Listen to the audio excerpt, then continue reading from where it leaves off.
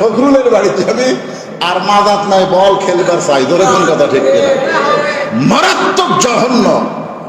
লক্ষ লক্ষ সমর্থক থুয়া, ভালোবাসার মানুষ থুয়া, যারা আল্লাহর বাদ দিয়ে হাসিনার চিন্তা করত, তাদের থুয়া পাইলে গেছে, ধরে কোন কথা ঠিক কিনা?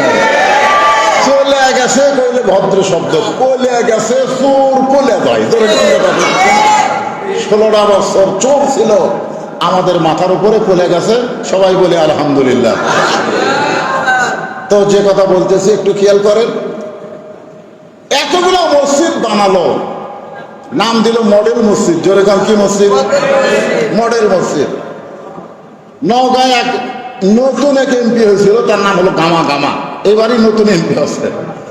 গামা বলতেছে, হুজুর আপনারা খালি আমাদের সরকারের বিরুদ্ধে কোন, এতগুলো মসজিদ বানালো, সেই কথা একবারও আপনারা কোন না। টঙ্গীতে বিশ্বস্তবার জায়গা দিল, সেটাও কোন না। ইসলামিক ফাউন্ডেশন বানালো, সেটাও বলেন না। এত ভালো কাজ আওয়ামী লীগ সরকার করছে, আপনাকে বলতে কোন জায়গায় আছে?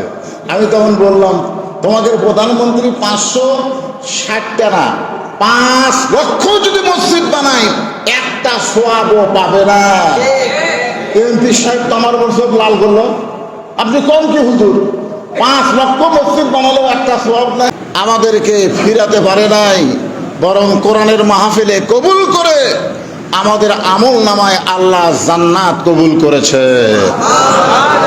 এই বিপদ মুসিবত দেওয়ার পরেও আল্লাহ বলতেছেন, লিয়াবলুয়াকুম আইয়ুকুম আহসানু আমালা, তোমাদেরকে পরীক্ষা করা হবে সুন্দর আমলের। ইচ্ছা করলে তোমরা বলতে পারতে বৃষ্টি হচ্ছে, মাহফিল হবে না, চলো বাড়ির যাই।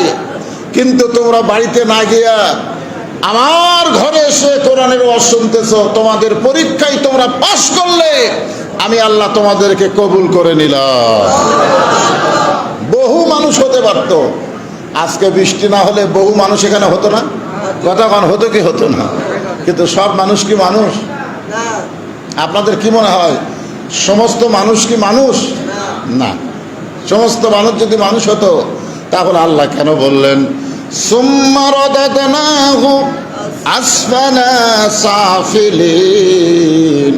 কর্মদোষে মানবরূপী কতগুলো জন্তু, এরা জানোয়ারের চাইতেও জঘন্য। কর্মদোষে মানুষরূপী কতগুলো জন্তু, এরা জানোয়ারের চাইতেও জঘন্য। এ কথা বলছেন কে? আরো জোরে বলেন। আপনাদের এখান থেকে বেশি দূরে হবে না, তারাত গাড়ি। তারাত গাড়ি নাম শুনছেন? সে তারাত গাড়ি এই পাশি, হ্যাঁ, এই রুলার ওই পারে একটা গ্রাম আছে তারাত গাড়ি, নাম শোনেননি? তারাত গাড়ি, হ্যাঁ। তারাত গাড়ির একটা পাগলা ছিল, নাম হলো হাবু পাগলা। কি পাগলা? এই হাবু পাগলা হাজার হাজার মানুষ খাওয়া দাওয়া করতেছে, একটা মজলিস হচ্ছে, খাওয়া দাওয়ার অনুষ্ঠান, একটা মজলিস। তো এই পাগলা সাইড দিয়ে যাচ্ছে আর বলতেছে, মানুষ নাই রে, মানুষ নাই রে, মানুষ নাই। আচ্ছা, হাজার হাজার মানুষ খাচ্ছে, তারপরেও পাগলা কি বলতেছে? কি নাই? মানুষ নাই। তখন একজন লোক চিন্তা করে, কে রে, এতগুলো মানুষ আমরা খাই, এই পাগলা কয় মানুষ নাই। ওই খাওয়া দাওয়া বাদ দিয়ে পাগলার কাছে গেছে, যা বলতেছে, কে রে পাগল, এই যে হাজার হাজার মানুষ খাওয়া দাওয়া করতেছে আর তুই বলতেছিস মানুষ নাই, তাহলে আমরা কি? পাগল বলতেছে, সবাই যেমন খাচ্ছে তুই তেমন খাবি, তুই খাওয়া বাদ দিয়ে উঠে আসলি কেন? তো বলে, না আমার আর খাওয়া ভাল লাগলো না, আমি তুই পাগলা মানুষ, তোর কথার ব্যাখ্যা জানতে চাই। তখন বলে, জানবার যদি চাও তাহলে একটু দূরে চলো। একটু দূরে গিয়ে এবং বাম হাত এরকম আলগা করছে, বগলের তলটা তাকায় দেখে যে 15-20 জন মানুষ, বাদ বাকি সব শিয়াল কুত্তা। তখন লোকটা বলতেছে, ভাই কি দেখলাম? বলে, যা দেখছিস দেখছিস, কাউকে বলিস না, বললি পিটন খাবি। আসলে ওই 15-20 জনই হলো মানুষ। এরা খাওয়ার আগে আল্লাহুম্মা বারিক লানা ফিমা রাযাকতানা ওয়া কিনা আযাবান নার, খাওয়ার শুরুর সময় বিসমিল্লাহ বারকাতিল্লাহ, গাছ যখন মুখে দেয় লাকাল হামদু ওয়া লাকাশ শুকুর। এই 15-20 জন যারা মানব চেহারায়, তারা বিশ্বাস করে খাওয়ানোর মালিককে, আর বাদ বাকি শিয়াল কুত্তার চেহারায় যাদেরকে দেখলে এরা মনে করে এই লোকটা হাজার হাজার টাকা খরচ করে আমাদেরকে খাওয়াচ্ছে, আসলে মানুষ খাওয়ায় না আল্লাহ খাওয়ায়? যারা বিশ্বাস করে মানুষ খাওয়ায় তারা মানুষের চেহারায়, আর যারা বিশ্বাস করে আল্লাহ খাওয়ায় তারা মানুষের চেহারায়, আর যারা বিশ্বাস করে মানুষ খাওয়ায় তারা পশুর চেহারায়। তো আজকে এখানে হাজার হাজার মানুষের দরকার নাই, যে কয়জন মানুষ আমরা মসজিদে এসেছি আল্লাহর বাছাই করা, জোরে করেন সুবহানাল্লাহ। আজকের পরীক্ষায় আপনারা পাস না ফেল? খালি পাস, গোল্ডেন এ প্লাস। এই গোল্ডেন এ প্লাস আল্লাহর বান্দাদেরকে অন্তরের অন্তঃস্থল থেকে আমি শুভেচ্ছা জ্ঞাপন করছি।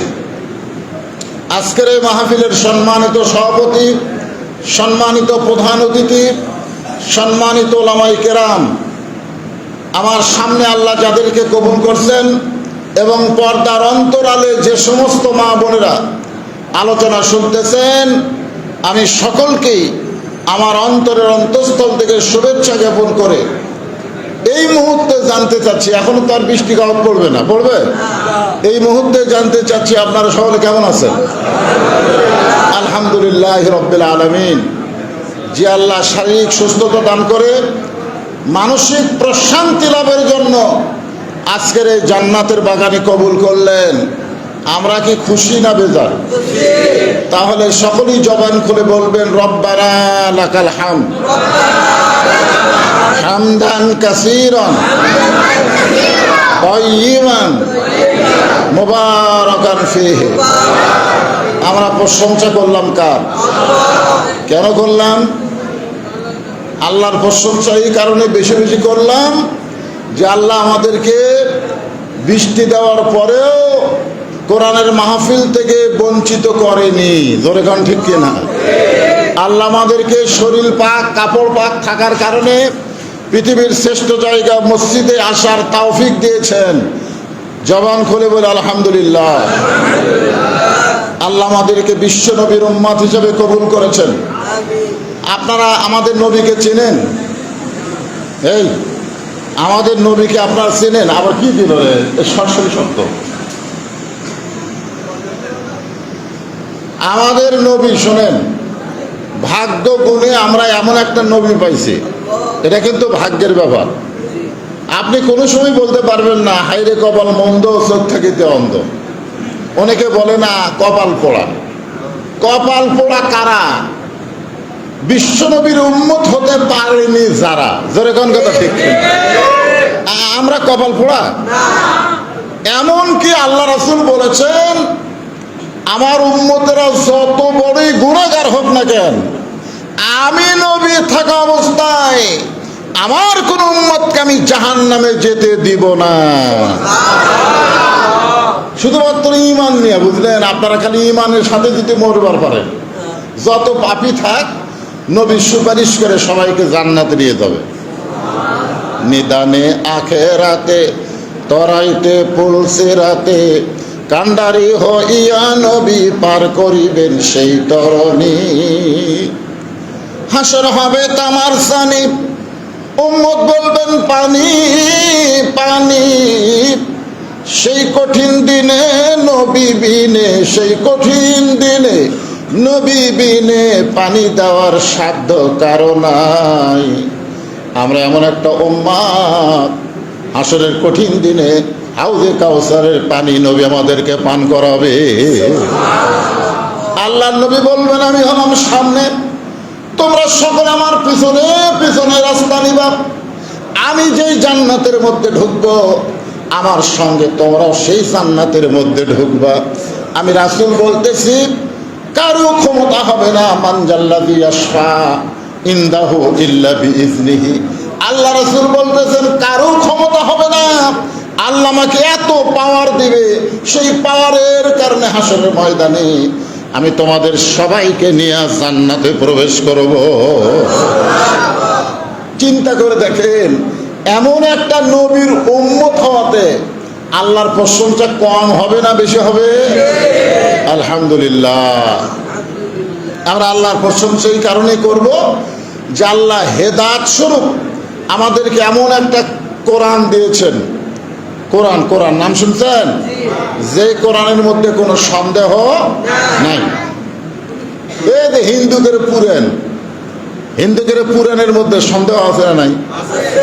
খ্রিস্টানদের বাইবেল সন্দেহ আছে না নাই? ইহুদিদের তাওরাত সন্দেহ আছে না নাই? সব কিতাবের মধ্যে সন্দেহ আছে, কিন্তু আমাদেরকে আল্লাহ যে কিতাব দিলেন, এই কোরআনের প্রথমেই আল্লাহ বলেন জালিকাল কিতাবুল লা রাইবা ফীহি, এক বিন্দু পরিমাণ কোনো সন্দেহ নাই, সংশয় নাই। ধরে কেন সুবহানাল্লাহ। হয়তো আপনার মনে করবেন হুজুর ওই 1500 বছর আগে কোরআন নাজিল হচ্ছে, এখন হয়তো কিছু সন্দেহ ঢুকতে পারে। কি মনে হয়? এত আলেম ওলামা দুনিয়াতে হয়েছে, সুযোগ সন্ধানে আলেম যদি কিছু কঠিন জিনিস বার করা সহজ কিছু ঢুকায়, যেরকম বাইবেলের মধ্যে যেখানে কঠিন কিছু ছিল সেখানে খ্রিস্টানরা বাদ দেওয়া সহজ ঢুকাই দিচ্ছে, মানে ইচ্ছা মতো বাইবেল পরিবর্তন করেছে। বাংলাদেশে যেরকম সংবিধান, যখন যে সরকার আসে সেই সরকারের অনুযায়ী সংবিধান তৈরি করে। জোরে কার কথা ঠিক কিনা? তা আপনারা কি মনে করতেছেন কোরআন কি সেই রকম নাকি? কেন সেই রকম নয়? আল্লাহ বলেছেন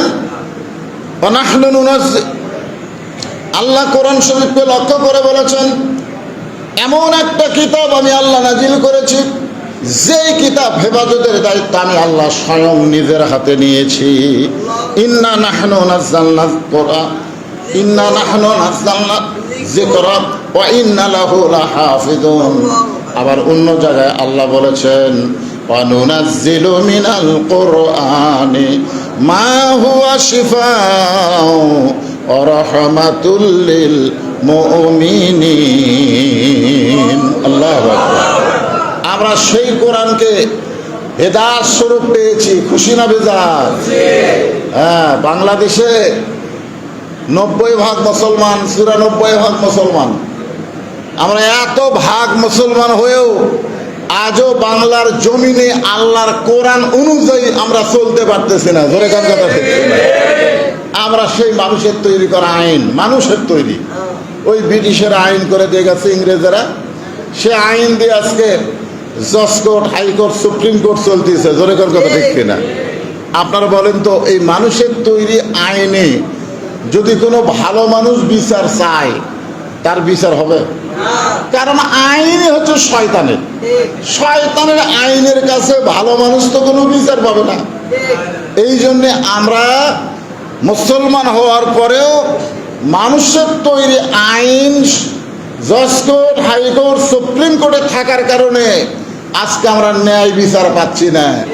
ন্যায় বিচার যদি আমরা পাবার চাই, আল্লাহর কোরআনের বিকল্প কোনো আইন নাই, এর বিশ্বাস করা লাগবে। কিন্তু আল্লাহ আমাকে কোরআন শরীফ খালি সোয়াবের জন্য দেয়নি যে তুমি খালি কোরআন শরীফ খতম দিবে আর প্রতি অক্ষরে 10টা করে নেকি পাবা, প্রতি অক্ষরের নেকি হবে 10টা করে। এটা সহি হাদিস, এটা সহি। আপনি কোরআন শরীফ পড়তেছেন, আলিফ 10, লাম 10, মিম 10, এরকম প্রতি অক্ষরে কয়টা করে সব পাচ্ছেন? 10টা করে সব পাচ্ছেন। তাহলে গোটা কোরআন শরীফ পড়লে কতটা অক্ষর আছে? প্রতি অক্ষরে আপনি 10টা করে সওয়াব পাচ্ছেন। এই 10টা করে সওয়াব পাওয়া হলো নফল। এই 10টা করে সওয়াব কি? নফল। আর কোরআন আইন মানা হলো ফরজ। আপনারা বলেন প্রতি অক্ষরে 10টা করে নেকি, এটা কি? নফল। আর কোরআনের আইন মানা কি? ফরজ। এখন আপনারা বলেন আল্লাহর কাছে নফলের দাম বেশি না ফরজের দাম বেশি? মনে করেন শিবগঞ্জ থেকে এক লোক আপনাকে এলাকায় আলু বিক্রি করতে আসছে, আলু 2 মণ আলু নিয়ে আপনাদের এই বৃন্দাবন পাড়ায় বলতেছে, ভাই আমার কাছে 2 মণ আলু আছে, কারা কারা নিবা? আলু নিয়ে যাও। 60 টাকা শেয়ার, 70 টাকা শেয়ার। তো এক লোক এসে বলতেছে, ভাই আমি 2 মণ আলু একাই নেব। আপনি বলেন তো শেয়ার শেয়ার বেচার চাইতে 2 মণ আলু যদি একজনে নিবার চায়, তাহলে আলুওয়ালার জন্য ভালো না খারাপ? কোন ভালো না খারাপ? ভালো। 2 মণ আলু নিবে, তো ভাই এখন ওজন করে দেন। তা আলুওয়ালা বলতেছে, ভাই আমার বাড়ির আলু রে, কম হবে না, আমি 2 মণ বলতেছি, ওজন করলে 2 মণের বেশি হবে। তখন না ভাই, পাপের ওপর মাপ নাই, মাপের ওপর পাপ নাই, ওজন করে দাও। তা আলু ওজন করা হচ্ছে 2 মণ 2 শেয়ার। কয় শেয়ার? 2 মণ 2 শেয়ার। তো আলু চাচ্ছে কয় মণ? 2 মণ। কিন্তু হসে কত 200। এখন বলতে যে ভাই আমি নিবার চালাম 2 মন, কিন্তু আলু তো 2 মন 200 হলো, এখন কি হবে? আলুওয়ালা বলতেছে এই 200 তোমাকে ফ্রি দিলাম, এই 200 তোমাকে কি দিলাম? ফ্রি দিলাম। এটা তোমাকে টাকা দেওয়া লাগবে না, এই 200 তোমার ফ্রি। এখন এই খরিদ্দার 200 আলু টোপলার মধ্যে বান্ধা বলে ভাই আজকের আলু নেব না, 200 যখন পাচ্ছি এটাই আমার 1 সপ্তাহ চলবে। এখন আপনারা বলেন 2 মন আলু না নিয়ে যদি 200 আলু নিয়ে যাবার চায়, আলুওয়ালা কি আলু দিবে? কেন দিবে না? কারণ 2 মন নিলে তো 200 পাবি, তুই 2 মনে নিবি না, তোর আবার ফাও কিসের? কোরআনের প্রতিটা অক্ষরে 10 টাকার লিখে, এটা হলো ফাও। আর কোরআনের আইন মানে চলা হলো 2 মন। জোরে কোন কথা ঠিক কিনা? এখন যদি আমরা কোরআনের আইন মানে না চলি আর খালি প্রতি অক্ষরে 10 টাকার সোয়াব চাই, আল্লাহ কি দিবি? আল্লাহ কি বলছে যে খালি কোরআন খতম দেওয়ার জন্য, কোরআন পড়ার জন্য আমি তোমাদেরকে কোরআন দিলাম? তা কিন্তু না। কোরআন অনুযায়ী তোমাদেরকে চলতে হবে। আমরা স্বাধীনতার 50 বছর, এখন 54 বছর চলতেছে, আমরা খালি কোরআনের ওয়াজই শুনতেছি। জোরে কার কথা ঠিক কিনা? শুধু কোরআনের ওয়াজ শুনলে হবে না। আগামীতে আমাদের এই 94% মুসলমানের দেশে আর মানুষের কোনো আইন না, আল্লাহর কোরআনের আইন দিয়ে যেন আমরা চলতে পারি, এই চেষ্টা আমাদের করার দরকার আছে না নাই? কারা কারা আল্লাহর কোরআনের আইন দিয়ে চলতে চান? আমার আল্লাহকে 2 হাত তুলে দেখান। লিল্লাহে তাকবীর। আল্লাহ বৃষ্টি হাত তুলে টান টান করে রাখেন, হাত টান টান করে এর উপর তুলবেন, টান টান করে তোলেন। আল্লাহ অল্প শ্রোতা হলো, বৃষ্টির দিনে বাহিরে মাহফিল হয় নাই, তোমার মসজিদে মাহফিল হয়েছে, তারা আগামীতে কোরআন অনুযায়ী চলতে চায়। এই হাতগুলোকে আল্লাহ তুমি জান্নাতে হাত হিসেবে কবুল করে নাও। সকলে বলে আল্লাহুম্মা আমিন। হাত নামান, হাত নামান। এখন আসেন আয়াতে কারিমার উপরে আমার আলোচনা শুরু হবে। আল্লাহ বলতেছেন ইযা আসাবাতুহুম মুসিবাতুন ক্বালু ইন্না লিল্লাহি ওয়া ইন্না ইলাইহি রাজিউন।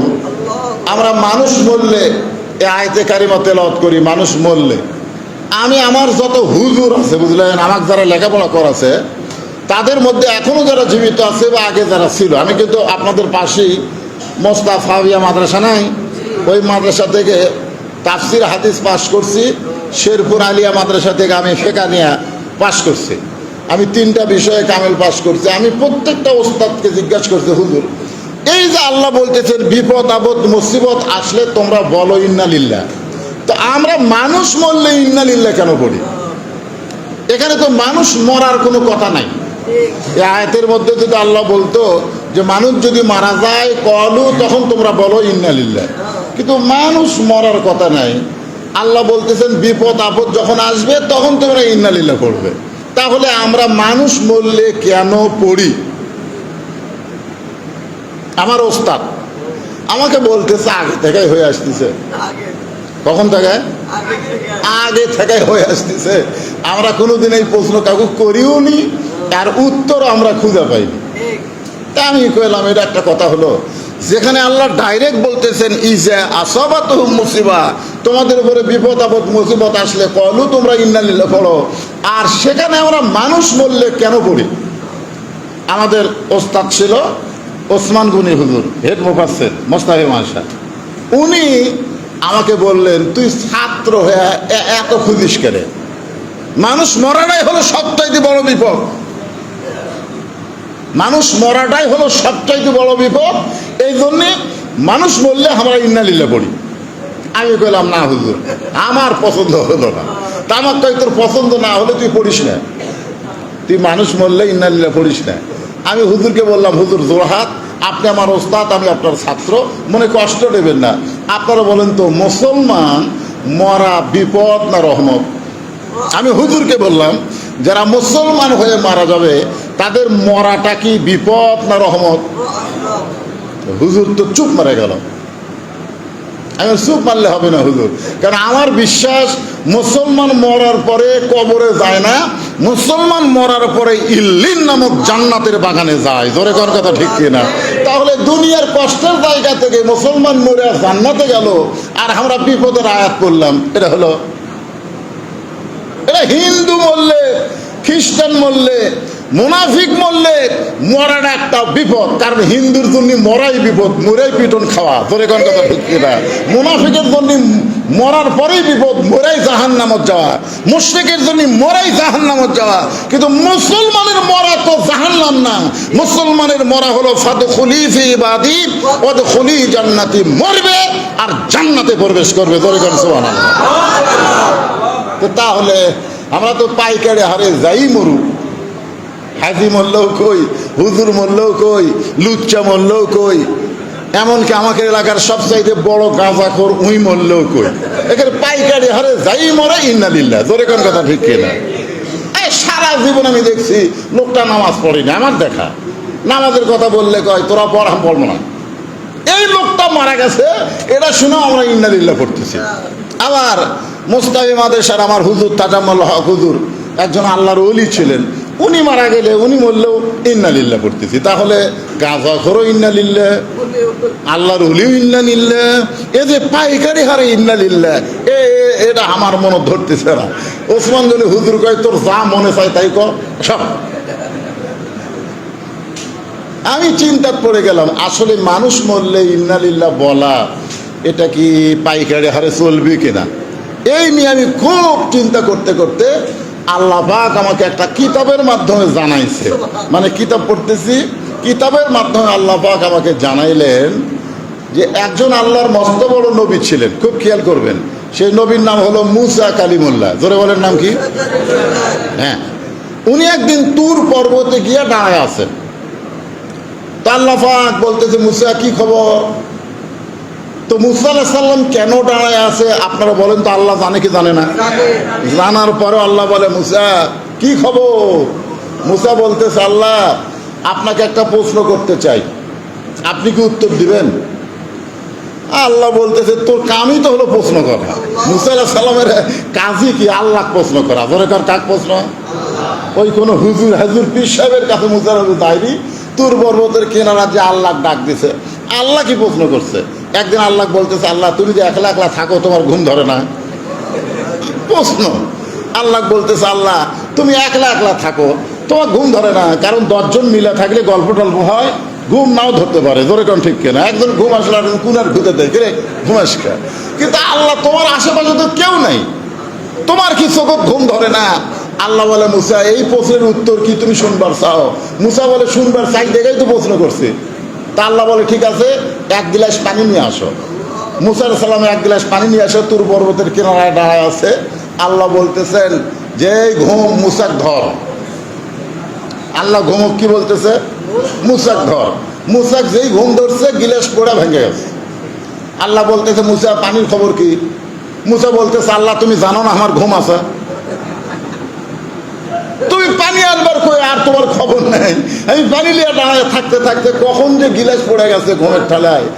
আল্লাহ কয় মুসা রে সামান্য একটা গিলাস পানি ঘুমের কারণে তুমি যদি হেফাজত করতে না পারো, আর আমি আল্লাহর যদি ঘুম থাকে তাহলে কুল কায়নাত কেমনে হেফাজত হবে? জোরে করে কথা ঠিক না?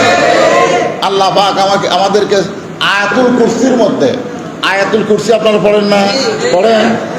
কয়বার পড়েন? আল্লাহ রাসূল বলেছেন 5 ওয়াক্ত নামাজের সালাম ফিরায়া 5 বার কেউ যদি আয়াতুল কুরসি আমল করতে পারে, কয় ওয়াক্ত? 5 বার। সালাম ফিরানোর সঙ্গে সঙ্গে আয়াতুল কুরসি আমল যদি করতে পারে, আল্লাহ রাসূল বলেছেন আল্লাহ তাকে 5টা পুরস্কার দিবে। 1 নম্বর পুরস্কার হলো ঈমানের সাথে তার মৃত্যু হবে। 2 নম্বর পুরস্কার হলো কবরে সওয়াল জবাব আল্লাহ তার জন্য সহজ করে দিবে। 3 নম্বর প্রশ্ন হলো হাসরের ময়দানে আল্লাহ তার হিসাবকে সহজ করে দিবেন। 4 নম্বর প্রশ্ন হলো বিজলি আকারে পুলসিরাত পাড়ি দিয়া। 5 নম্বর প্রশ্ন হলো 8টা জান্নাতের দরজা আল্লাহ তার জন্য খুলে দিবে। আপনি যদি দৈনিক 100 বার আয়াতুল কুরসি পড়েন আপনি কিন্তু এই সব পাবেন না। শর্ত হলো নামাজের সালামের পর। তার মানে বোঝা গেল আয়াতুল কুরসি আমল করবার গেলে কয় ওয়াক্ত নামাজ পড়া লাগবে? খালি জুম্মা পড়লে হবে? 5 ওয়াক্ত। এতক্ষণ পর আবার কি?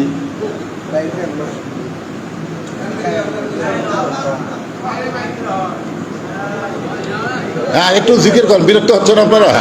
একটু জিকির করেন, লা ইলাহা ইল্লাল্লাহ, লা ইলাহা ইল্লাল্লাহ, লা ইলাহা ইল্লাল্লাহ। চলে গেল আছে বাবা, লা ইলাহা ইল্লাল্লাহ, লা ইলাহা। এই শোনা ঠিক হলো, নামে চলে গেল।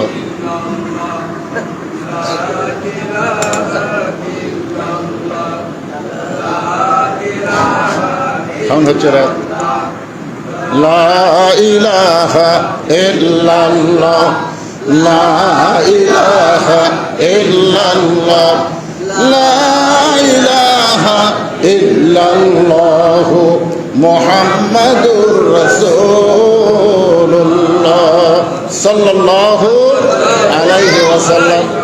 তাহলে আয়াতুল কুরসি কখন পড়া লাগবে? সালামের পর। তার মানে বোঝা গেল এখানে একটা মারেফতের পেঁয়াজ আছে।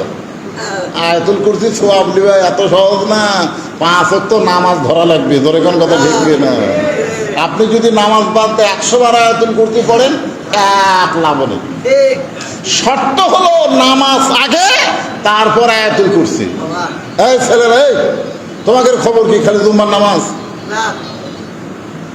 না? ইয়ং জেনারেশন যারা আছো, 5 ওয়াক্ত নামাজে তোমাকে অনীহা। শোনো, 5 ওয়াক্ত নামাজ কেউ যদি মসজিদে জামাতের সঙ্গে আদায় করে, আমি কাগজে লিখে দিলাম, সে ব্রাজিল আর্জেন্টিনার সাপোর্টার হবে না, সে আল্লাহ রাসূলের দলের সমর্থক হবে। জোরে কোন কথা ঠিক না? 5 ওয়াক্ত নামাজি ছেলে কোনোদিনও মেসির জার্সি গাওয়ার দেওয়ার হবে না। কারণ ইন্নাস সালাতা তানহানিল ফাহশাই ওয়াল মুনকার, একমাত্র নামাজই পারে মানুষকে যাবতীয় খারাপি থেকে বাঁচায় দিতে। আজকে বাংলাদেশের সরকার, যে সরকার চলে গেল, চলে যায়নি, চলে গেল, চলে গেলে ভদ্র শব্দ, চলে যাওয়া ভদ্র শব্দ। এর আবার অহংকার করতে বেশি, আমরা পালাবো না, পালাবো না। এই শালা কাউয়া কাদের আরো বেশি খারাপ। ধরে যদি পালায়, ফখরুল সাহেব, ও ফখরুল সাহেব, ফখরুলের বাড়ি যাবি আর মাদাত নাই, বল খেলবার চাই। ধরে কোন কথা ঠিক কিনা? মারাত্মক জঘন্য। লক্ষ লক্ষ সমর্থক থুয়া, ভালোবাসার মানুষ থুয়া, যারা আল্লাহর বাদ দিয়ে হাসিনার চিন্তা করত, তাদের থুয়া পাইলে গেছে। ধরে কোন কথা ঠিক কিনা? চলে গেছে কইলে ভদ্র শব্দ, কইলে গেছে চোর, কইলে যায়। ধরে কোন কথা ঠিক কিনা? 16টা বছর চোর ছিল আমাদের মাথার উপরে, চলে গেছে। সবাই বলে আলহামদুলিল্লাহ। তো যে কথা বলতেছি একটু খেয়াল করেন। এতগুলো মসজিদ বানালো, নাম দিল মডেল মসজিদ। জোরে কান, কি মসজিদ? মডেল মসজিদ। নওগাঁয় এক নতুন এক এমপি হয়েছিল, তার নাম হলো গামা। গামা এবারই নতুন এমপি হচ্ছে। তে গামা বলতেছে, হুজুর আপনারা খালি আমাদের সরকারের বিরুদ্ধে কোন, এতগুলো মসজিদ বানালো, সেই কথাই একবারও আপনারা কন না। টঙ্গীতে বিশ্বাস তোমার জায়গা দিল, সেটাও কন না। ইসলামিক ফাউন্ডেশন বানালো, সেটাও বলেন না। এত ভালো কাজ আওয়ামী লীগ সরকার করছে, আপনাকে বলতে কোন জায়গা আছে? আমি তখন বললাম, তোমাদের প্রধানমন্ত্রী 560টা না 5 লক্ষ যদি মসজিদ বানায়, একটা সোয়াবও পাবে না। এমপি সাহেব তো আমার বছর লাল করলো। আপনি কম কি হুজুর? 5 লক্ষ মসজিদ বানালেও একটা সোয়াব নাই। আমি বললাম, মসজিদ বানানোর মধ্যে মুসলমানের কৃতিত্ব না, মসজিদের মধ্যে মুসল্লি বানানো হলো মুসলমানের কৃতিত্ব। জোরে কার কথা ঠিক করে? মসজিদ বানা লাভ কি? মুসল্লি নেই। এই জন্যে আল্লাহ কোরআনে বলেছেন, কোরআনের আইন হলো আল্লাযীনা ইম্মাক্কান্নাহুম ফিল আরদ মুসলমানের মধ্যে কেউ যদি প্রধানমন্ত্রী হয়, তার 1 নম্বর দায়িত্ব হলো পদ্মা সেতু নির্মাণ করা না, 1 নম্বর দায়িত্ব বাল্য বিয়া বন্ধ করা না, 1 নম্বর দায়িত্ব মাদক মুক্ত সমাজ করা না, 1 নম্বর দায়িত্ব হলো রাস্তার উপর ফাইবার দেওয়া না, 1 নম্বর দায়িত্ব হলো আকামুস সালাত, নামাজ কায়েম করা। জোরে কোন কথা ঠিক কিনা? নামাজ কায়েম মানে কি খালি জুম্মার নামাজ? 5